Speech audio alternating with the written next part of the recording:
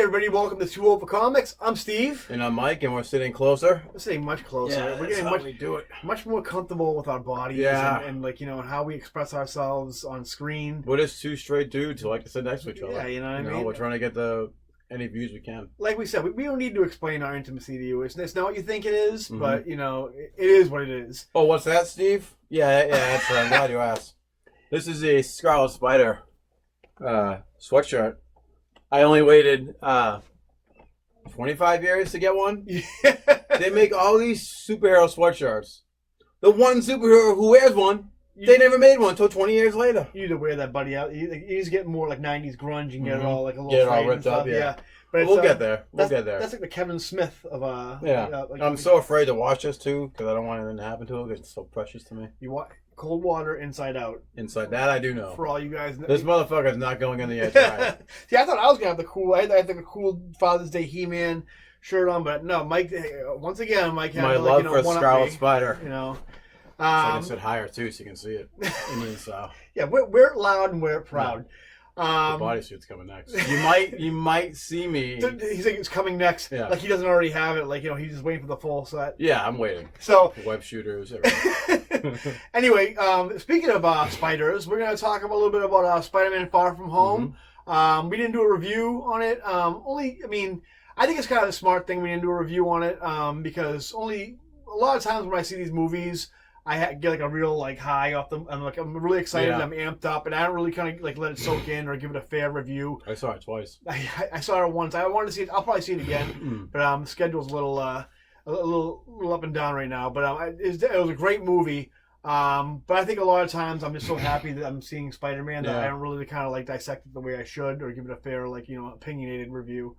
But anyway, so Mike, number one Spider-Man super fan I know. What do you think? How can you tell? So there may be potential spoilers in this. So if you haven't seen it, make sure you like and subscribe. Spoilers, isn't it? So see you later. It ranks up there with my third favorite Spider-Man movie. I'm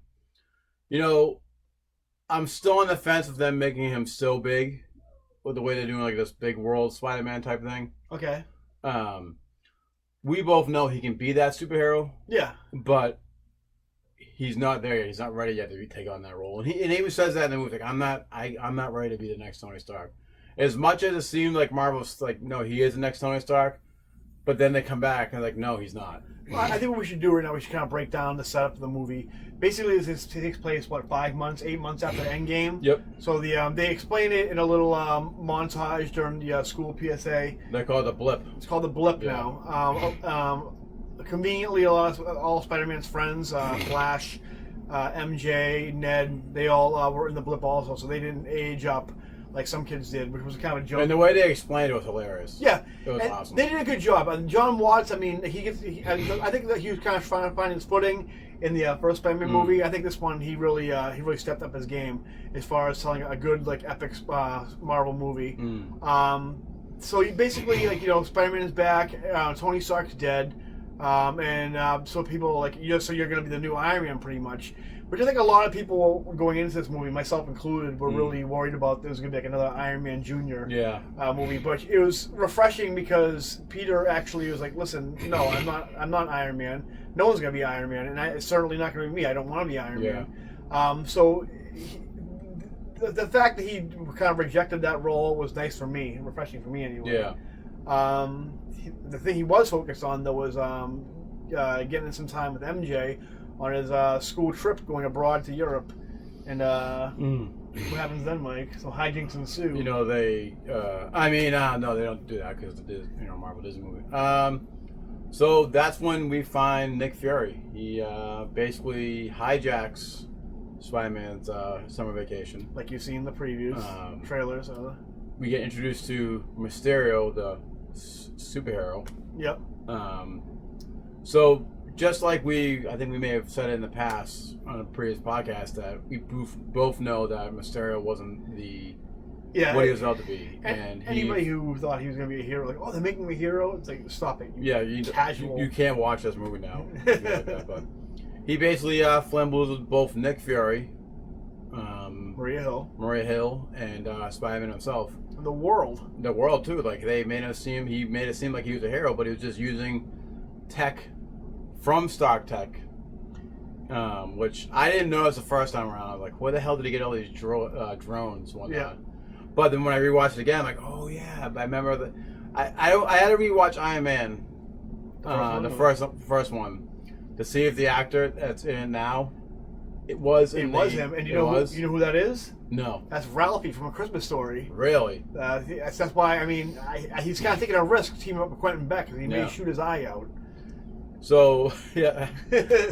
So, if you remember, which I can't remember the first bad guy. What was it, Stane? Obadiah Stane? Obadiah Stane, yeah. So, the part in the first Iron Man movie where Obadiah Stane is kind of taking over Stark International, whatever the hell it was called. And he wants him, the Ralphie to build him a arc reactor. And then he goes, Tony Stark did this in a cave. With a bucket of scraps! So I remember that scene, but I don't remember being that actor, but I guess it wasn't, is. So yeah. So they kind of bring that's how we get the Stark Tech, because he had some of that Stark Tech drones. Yeah. So that actor brought that in. Mysterio, it starts off like Mysterio started that tech called Barf. They retcon it. So in Civil War, Tony Stark had that whole therapeutical session with the holograms. They de-aged Robert Downey Jr. and he looks really weird, and his parents. And so basically they made Mysterio was the one who created it, and I think what he wanted to use it for in particular, but basically Tony Stark kind of made it a throwaway, personal therapy simulation thing, and then called it Barf, which is Quentin Beck obviously didn't take very well. And then he cut fire because they wanted to use it for weapons, something like that. It was something like that. But so they're kind of reconning the Iron Man origin. They're connecting dots here and there to seem why they hate Tony Stark. Which I mean, it's very consistent with the Marvel. Pretty much everybody is connected to Tony Stark in the Marvel universe, pretty much, like it or hate it. I mean, he started it all, so I don't why mind. not go with it? He's earned it. Tony Stark's Iron Man's been a long time in the comics as a C-list character, so he's really earned it. I really liked how with Spider-Man they kind of play up on the PSD type thing, kind of like they did with Iron Man and Iron Man 3. Yeah, he's still mourning. The guy in this universe anyway. Since he was a kid, he idolized Tony Stark. He was at the Stark Expo, which was revealed by Kevin Feige that he was a kid in the Iron Man mask. Yep. So yeah, I mean, he never really had time to mourn. He's still mourning. I mean, and Peter Parker has always been even in the comics a very a brooding the weight of the world on his shoulders, that kind of guy. And I did explain it before on a previous video that Marvel is not replacing Uncle Ben with Tony Stark. That's another thing we'll get into too. Yeah. He's just simply as we go through the movie, we'll kind of go through a little bit of nitpicking and a couple other things too that are happening now in the maybe happening in the Spider-Man movie franchise. So Iron Man Tony Stark also leaves him the glasses. Yep. I think what he calls them. Literally just Edith. Like even in death, I'm the hero. Like that. Which is weird because it's fine. Everybody saw those and they were like, "Oh, he's turning into Teen Tony." Yeah. But he rejected those and gave them to Quentin Beck at one point. Not before though. He accidentally orders a drone death strike on one of his friends that was in competition. Brad Davis, is that his name? Yeah, he was in competition for MJ's love, affection. Which I was really hoping they were going to turn him into what's his name, Mr. Negative. Yeah, that would have been cool. That would have been great. Because they do have the homeless shelter there. They do. I don't think it's Feast though. No, it's Salvation Army or something. Yeah, like I was trying to see if it would be Feast, but there's enough deep Easter eggs and deep cuts inside this movie to tide you over. You don't need Feast. The one thing that did kind of bother me about that, which I didn't realize until after watching the movie, the whole Tony Stark having that satellite thing with the drone strikes and attack things. No one really seemed to have a problem working with Tony Stark that was the same exact technology that Hydra wanted to use in Winter Soldier. And people were like, "Yeah, go ahead, Tony. It's okay if you use it." Yeah, but not Gary Chandler, Robert Redford, whatever. They probably wanted to that's all. I don't know. It's comics. Yeah. So anyway, Mysterio comes. He's fighting the elementals from a multiverse, which was even drop the Morris Bench. Morris Bench as Hydra Man. They also, when they first show up and they have that scene from the trailers where Quentin Beck's like, "You don't want any part of this." When Nick Fury and Maria Hill first show up, the license plate is the first appearance in the comics of Molten Man, who they're fighting at the time. Then when they fight the big sand monster. In the next one, the license plate they pull into, somebody pulls into the car, and it's very prominently the first appearance of Hydro Man. Yes. Oh, it's Hydro Man or Sandman, something like that. Either or, yeah. I think the boat scene was the. Let's say it's the ASM, Man, whatever it is, yeah. So I mean, and all in all, I mean, like it was really, really fun. When Quentin Beck turns, it's great. I think this is the first Spider-Man villain that they truly did 100% right. I was a little worried. They tweaked his origin with the Tony Stark thing, so maybe 98%. It's fun because Jake Gyllenhaal, when he's the hero Mysterio, he's very like bland and very like cut and paste superhero. And it's kind of given away too. Like the acting is horrendous, but I think it's on purpose. It's on purpose because he's playing a character. He's a horrible actor. He's more of a director in this than he is. So I think it's funny because he acts like a really cut and paste, like bland superhero. But then once that bar scene and he turns, he's full on Quentin Beck. Yep. It really shows Jake Gyllenhaal as like just a delight. As an actor. Yeah, pure scum, pure like asshole. But he still felt bad for Peter though. He did. I think he had a genuine connection with Peter. And there's that, and he doesn't transform or like that. But there's that one scene where they do the Mysterio fight. Yeah. And it's just straight out of the comics. Yep. They do like the big fist, the giant Mysterio. They do like this, and all Spider-Man can't get his bearings because his spider sense is on the fritz. Is Peter Tingle? Yeah, because he's still the master of the spider sense. Yeah. The only thing we really got before this movie was basically the hair on his arms in Infinity War. But that whole scene was the whole disoriented Spider-Man. There was even all the Spider-Mans jumping on top of him, which I knew Mike would like because that was like maximum clone and shit right there. Yeah. It was really great. Like and the whole scene where he designs his own costume in the jet with Happy, and he's kind of like. And they show a lot of his smarts too when they talk about the multiverse. A little bit, which is kind of like my complaint about this Tom Holland Spider-Man, which he's really it was kind of my same complaint with the Christian Bale Batman, where it's like. He acts like Spider-Man. He cracks jokes and like he's like Peter Parker and he's like a lovable loser. But he's kind of dumb in these movies where he doesn't really use his science smarts. Which it seems like they're doing that now. That he can create his own suit, but we'll do the naysayers on that. Yeah, but I do like the scene too where Happy plays the AC/DC and he goes, "Oh, I love Led Zeppelin." Yeah, that was awesome. And that was like I told my daughter that joke, and she thought it was pretty funny too because that's how a lot of teenagers are. And this movie is definitely made for teenagers. It really connects a lot with a younger audience, which I think is the mission statement with this new Spider-Man. Love it or hate it. So other than that, I mean, so you said so it wraps up. Spider-Man obviously defeats Mysterio. And they do it towards the end. He uses this Peter Tingle. Really great, really just awesome. Really great. Like they really nailed the characters. They really nailed Spider-Man and Mysterio. Yeah. Peter Parker, I can kind of I can nitpick on that a little bit. They're getting there with him. Yeah. And it seems like Happy's kind of taking over the mentor role now. We'll see. So yeah, which is fine. I mean, John Favreau. I love me some John Favreau. So anytime you can throw him in a movie, that's okay with me. The end of the movie, basically, MJ finds out Spider-Man's Peter Parker.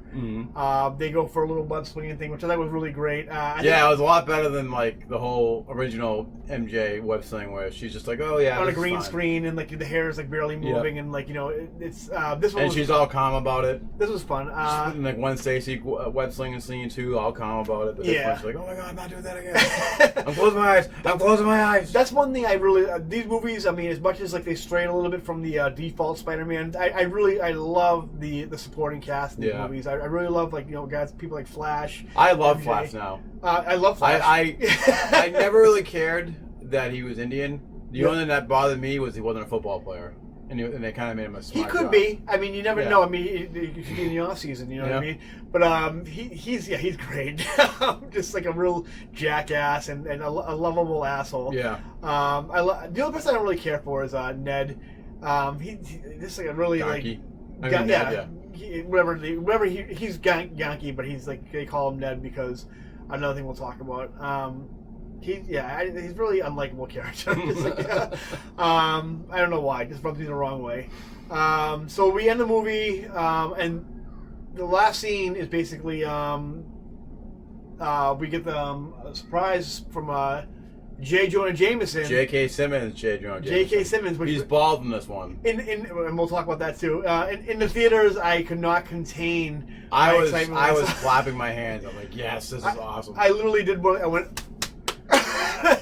I mean, I wasn't totally surprised because I saw this. They leaked this online. I went in cold. But I was still giddy. I'm like, this is probably fake. But J comes on. He's very Alex Jones Infowars type character, which I think they're gonna probably maybe play up a little bit in the next movie. But not only does he do his anti-Spider-Man hero menace rant, they play a clip that they got from leaked from Mysterio. That he cut and paste. That he altered to make it look like he killed Mysterio and ordered a drone strike and destroyed all that stuff in Europe. And also reveals Peter Parker as Spider-Man. We get another final scene before the credits where they say what the... And they cut off the F word, obviously. Yeah. What Peter's saying at this time.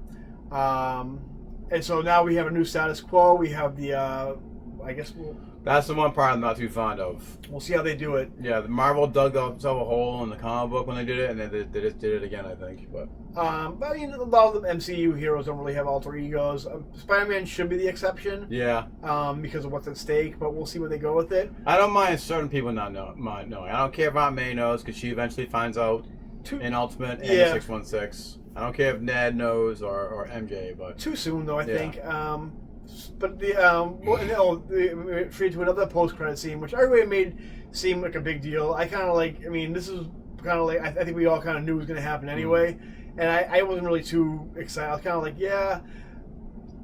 Nick Fury and Maria Hill at the very end, they make a phone call to a space station, which I think might be Sword. Which is probably gonna be Sword. They say you got to figure out what's going on with the Avengers. I'm running out of excuses, and they do the whole like, blah, blah, blah, and reveal that they're the Skrulls from Captain Marvel. I forget their name. The name is Talos, something like that. Talos, and I forget the female Skrull, but and we see Nick Fury, who we think is on a desert island, actually on a space holodeck type thing. Holodeck, yeah, and some kind of space station, which I'm assuming is a sword. And then cut to black, and then that's a new. Obviously, we're doing a form of secret invasion going forward. The question I have basically has Nick Fury and Maria Hill been a Skrull just since Endgame, or have they been Skrulls since the very beginning, since like 2008? That's true, yeah. Because these characters existed 30 years ago in the Captain Marvel movie. I think that they might be at least from Endgame, because Talos, as Nick Fury says, I saw you at the funeral, but I didn't think it was right for me to go over and unless Tony Stark told him all this. I mean, I'm sorry, Nick Fury told him all this stuff, but we'll find out. Yeah. So I mean, we'll kind of find out what's going on. I mean, yeah. So I think Secret Invasion is going to be on the horizon. Secret Invasion, I think, is something that they can top Endgame. We'll 10 see. years from now. So yeah, we'll see. Could be hard to do without Captain America and Iron Man and Thor. But Thor, we don't know if Thor will be around 10 years from now, but we'll still have Howard Mackie, whatever his name is, Anthony Mackie. I'm sorry, Cap. But speaking of people we don't know if are going to be around for the next Phase 4, after Far From Home, the Sony Marvel agreement has now just run out. I think. You sure? I think he has one more movie under his contract. There was the contract was for 3 movies, which was they had the 2 solo movies, Civil War and Endgame. So I think it was for 3. It was for 3 movies. Mm-hmm. So it might be for a trilogy, its own trilogy of movies. I can't. I read the Sony hack in 2014, something like that. So I'm a little rusty. Yeah. Some things I do remember. One thing which I guess has been brought up in other news outlets and through sources, is if Far From Home didn't reach $1 billion, that basically they wouldn't renew the contract on Marvel, and Sony would. The rights will revert back to Sony, and they'd be doing Sony movies rather than MCU movies.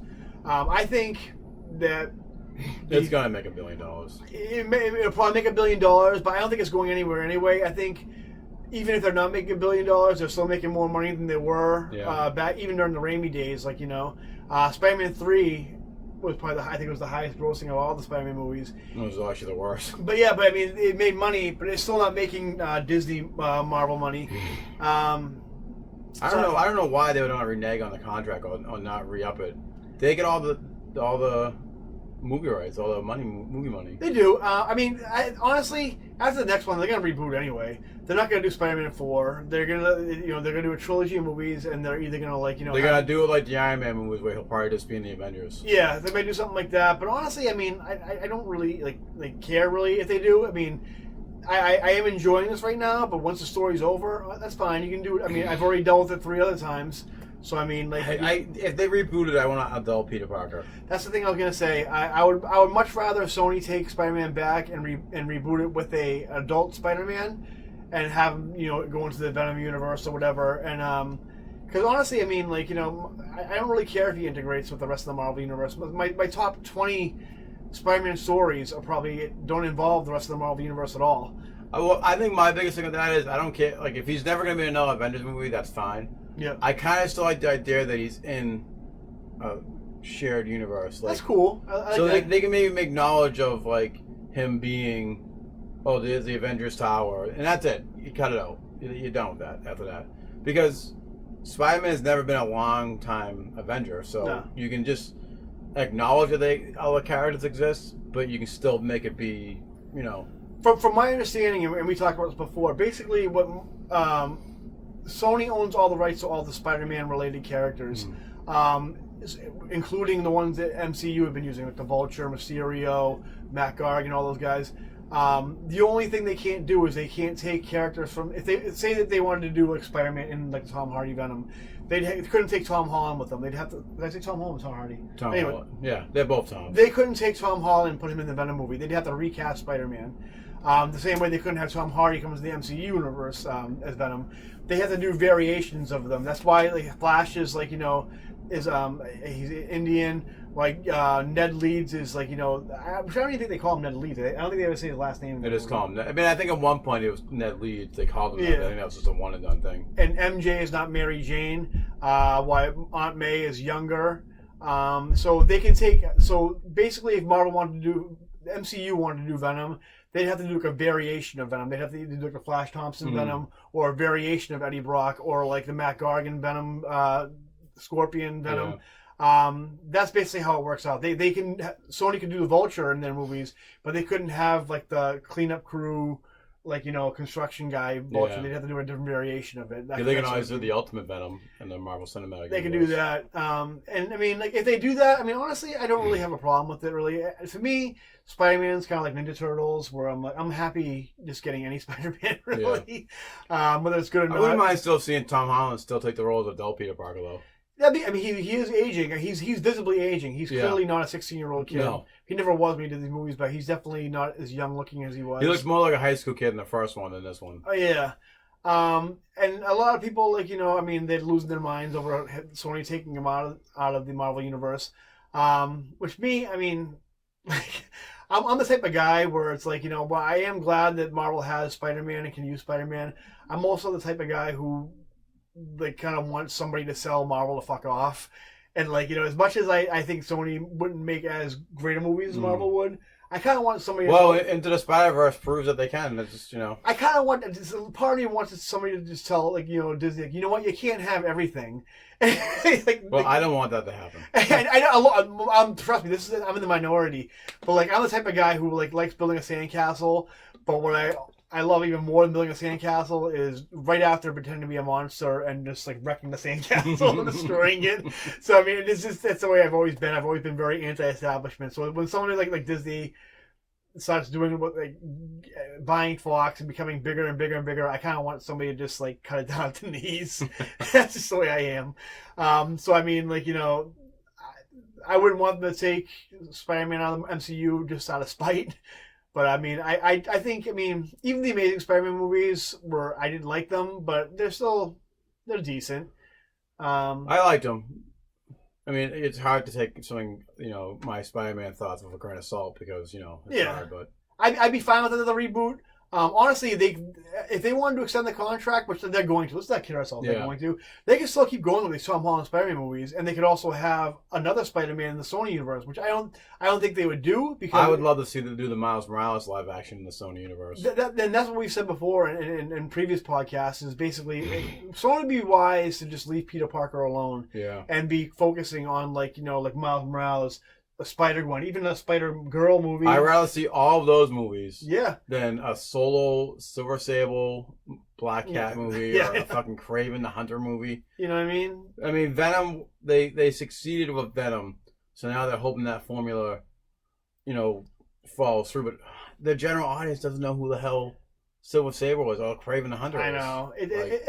While it would be bad to have two competing Spider-Man movies from different studios, don't compete with that. You don't have to compete. Do a different Spider-Man. Do Miles Morales. Trust me, as seen from Spider-Verse, there's clearly an audience for Miles Morales. Yeah. So, I mean, I would focus on that. I mean, a 2099 movie would be great. Yeah. I think it's kind of niche, but I mean... I think they're bringing back Spider-Man 29 into the current Amazing Spider-Man book from the last issue. So, yeah, it's there.